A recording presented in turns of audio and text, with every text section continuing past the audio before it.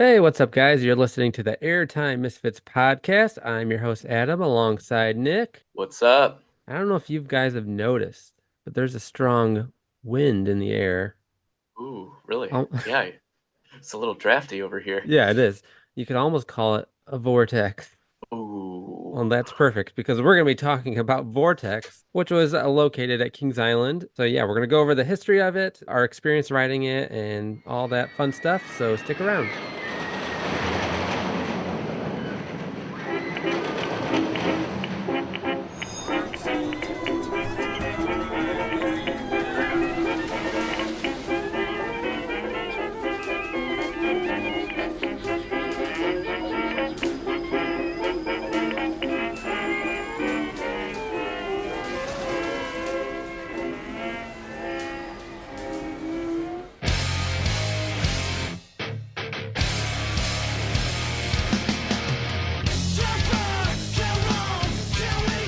Vortex at Kings Island, not to be confused with the many, many other vortexes in the world. Oh, yeah. But Yeah, at Kings there's a Island lot. specifically, this is debatably the OG vortex.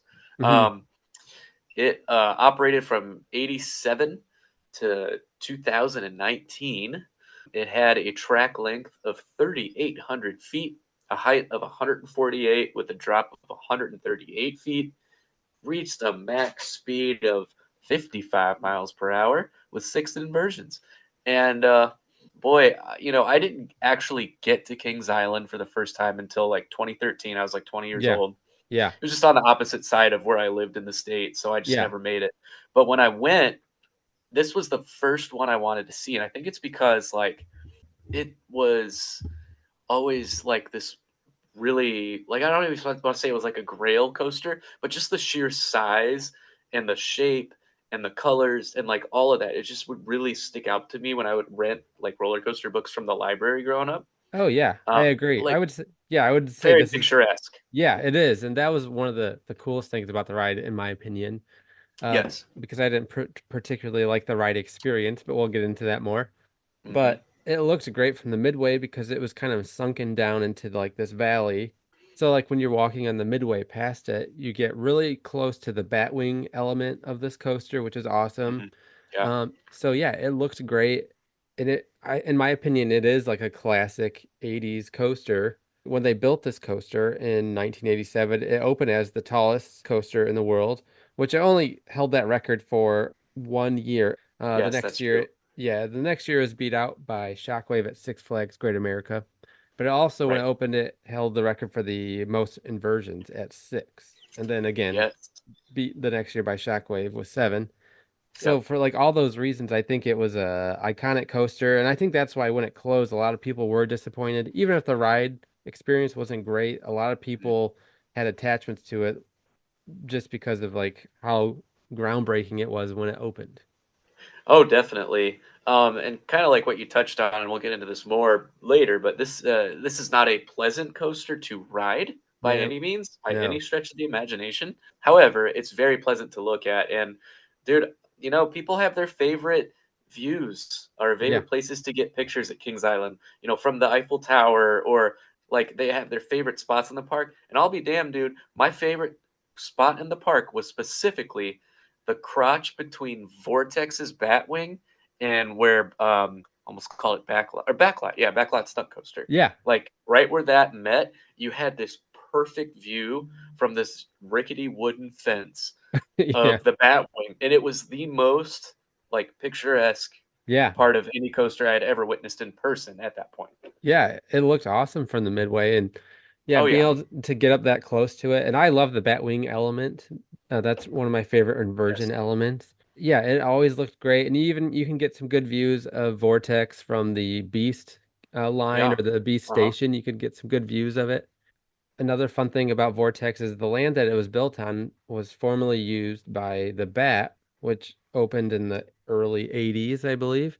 And that 81, I was, think. Yeah, yeah, and that was Arrow's the first suspended coaster, and that had its own issues, and maybe we can do an episode about that sometime because that would be yes, interesting. But yes, we will. But Kings Island, they did keep the queue and the station building from the bat to use on Vortex, which is a nice little nod to the bat.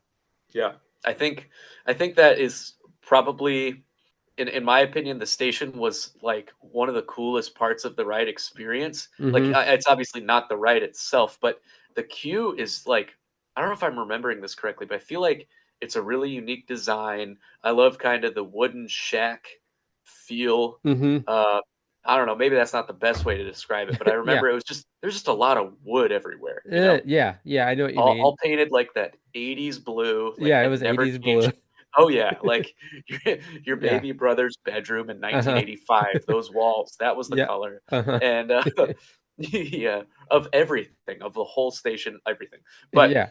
yeah, I mean, truly, like with all aero loopers, generally speaking, they're rough.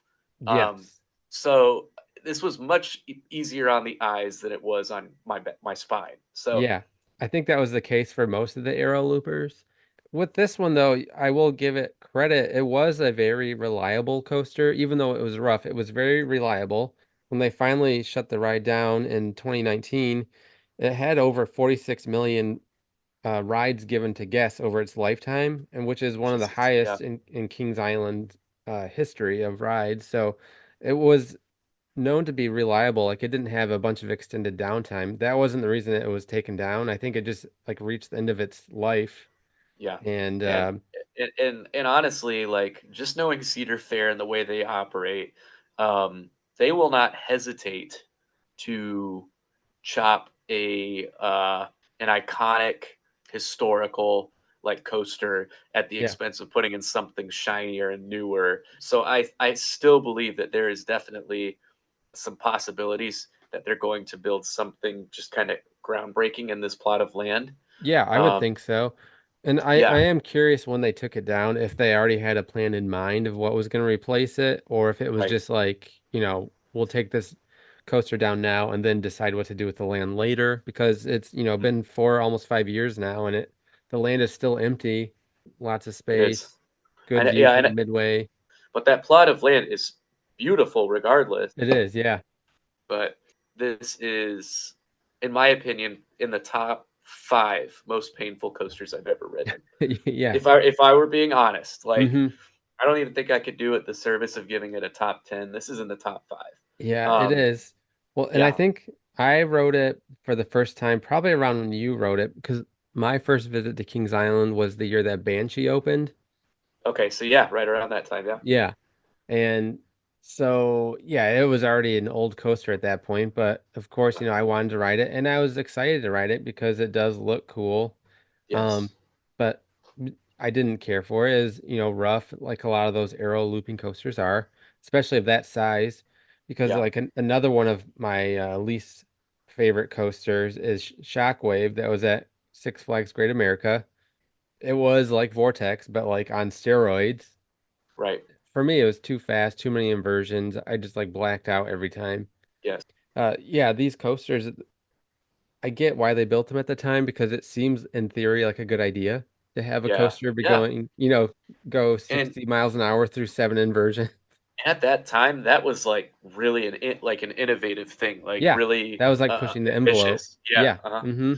Yeah. My ride experience, I only ever rode it, honestly, probably like two or three times. Yeah, Uh, same. yeah, it was all I needed, you know. Hmm. Um, but I remember the last time I rode, it was actually the year it closed. I went with my wife, and she, in general, like she enjoys roller coasters, but she will just straight up, if she knows it's going to hurt, she won't ride it. She just Hmm. won't.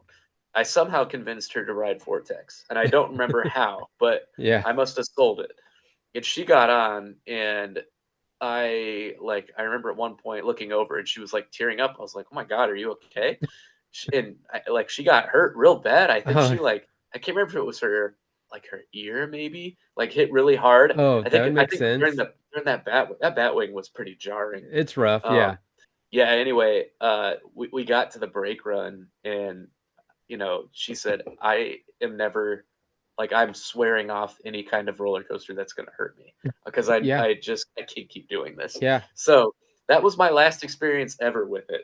Was scaring off my wife from something that I love very much. Well, yeah, Vortex has the over-the-shoulder restraints like all the other aero looping coasters.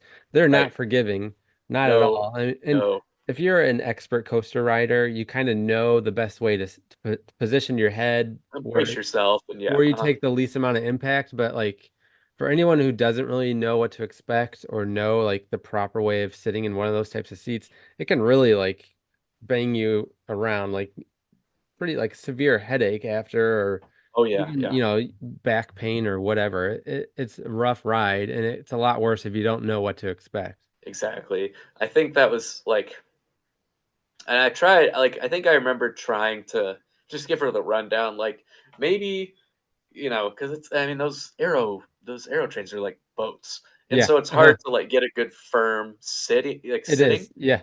Um, so I said, maybe like just push your butt against the back as much as you can and just try and sit straight. Yep. But then I was like, oh shit, like if you do that, you're gonna get your head banged around. Yep. There's no right way to There's ride one not. of these No. things. It seems like But people yeah. have different opinions on what's the best. Yeah. Hmm.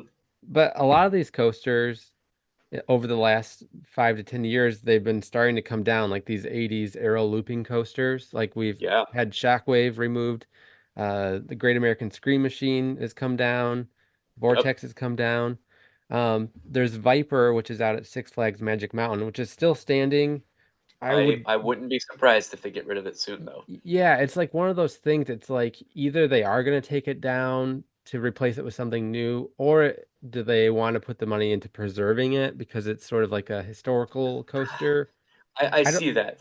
For me, like if I'm Six Flags, who is now owned by Cedar Fair, and Cedar yeah. Fair thinks this way, just what's next, what's new, Hmm. like to hell with people's feelings, Yeah. let's just get on the train, which has boded well for them. I mean, you got Hmm. Steel Vengeance, you got all these different Hmm. record-breaking coasters out of it. But anyway, I could see them saying, "Wow, this is a first impression when you drive in up that mountain to get to the Yeah. entrance. This Yeah. is a first impression of our park. You see X2, which is Yep. super iconic, Yep. like perfect for that area, Yep. but a Viper has begun to look like a turd.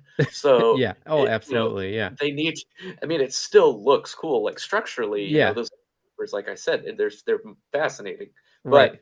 it like the overall aesthetic. I feel like they could do the park entrance more justice than that. You know? Yeah, I think at some point soon they're gonna have to make a decision, which is what Busch Gardens Williamsburg recently just did. Is they're, which I'm happy Yes. about, they're investing into Loch Ness Monster, which is my personal favorite aero looping coaster.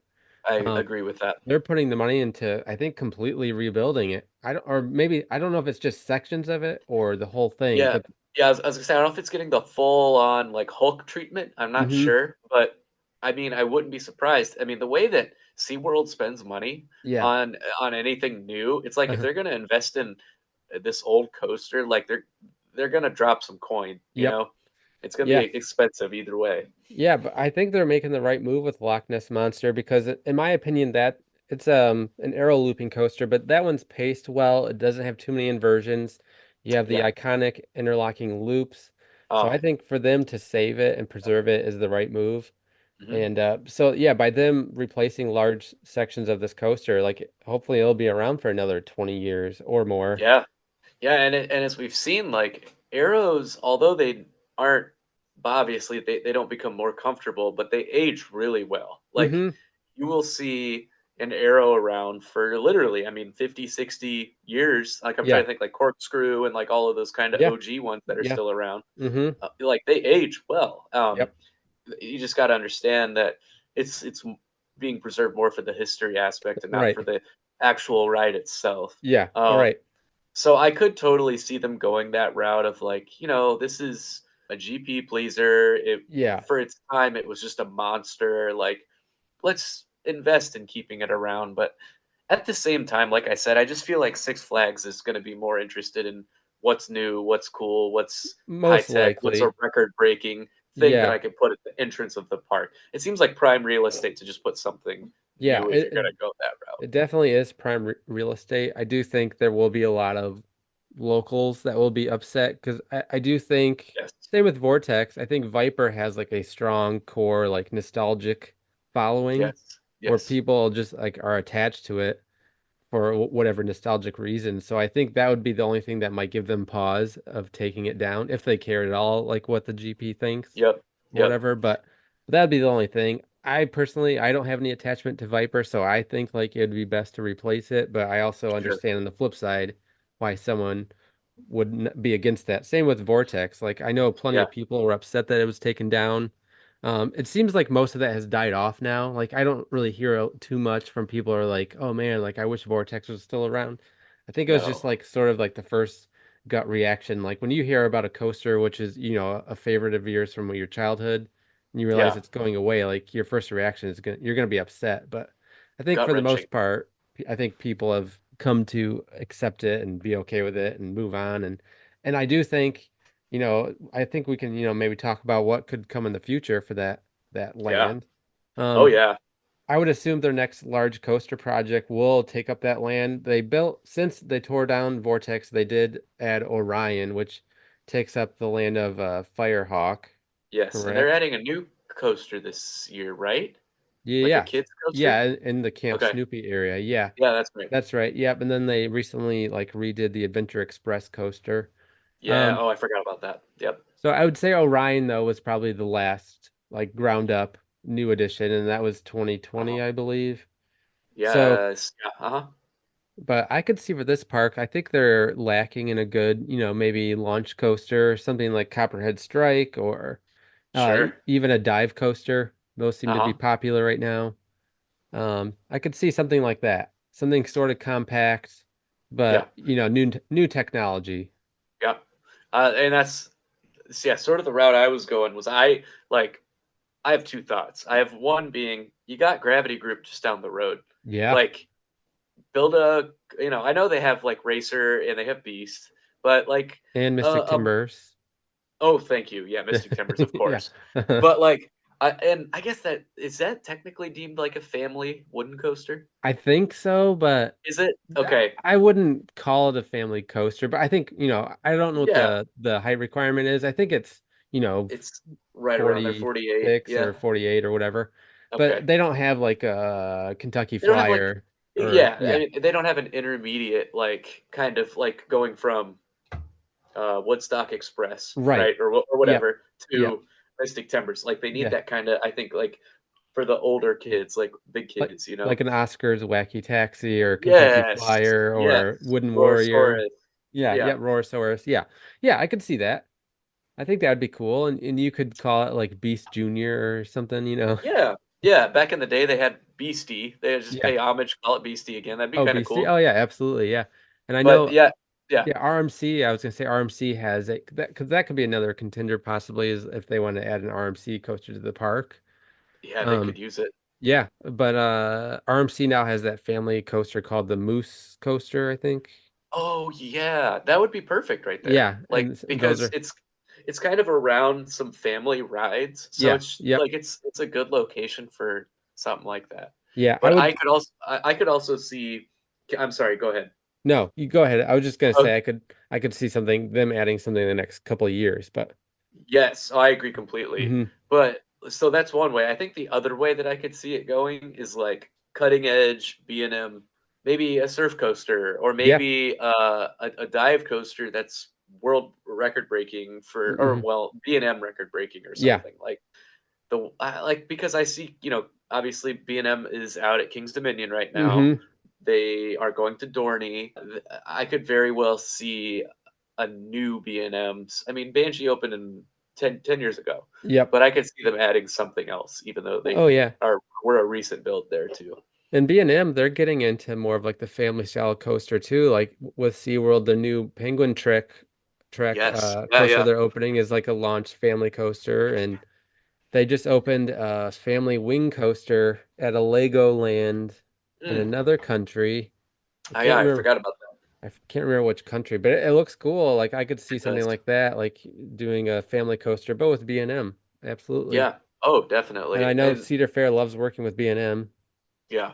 Hmm. Yeah. I could see that. And then, my only other thought is the obvious, like, the relationship between RMC and Cedar Fair is solid. I Yeah. could definitely see them. saying like, yeah, you've got a coaster in damn near every park. Let's throw one in one of our biggest. Like, Oh makes yeah. sense. That would Just be do it. I think that'd be a great fit as well. Yeah. Single rail or I think there's lots of Oh yeah. possibilities there. Lots of options. Yep. But anyway, And yeah, it wouldn't be Airtime Misfits episode without a good no, old-fashioned commercial. So I did track down absolutely. the original commercial for Vortex that came out in 1987. Obviously, you can't see the video unless you're watching this on YouTube, but it's just cuts of the coaster like in action mixed in with this robotic hand. So just imagine that while you're listening. So again, this is the Vortex commercial from 1987.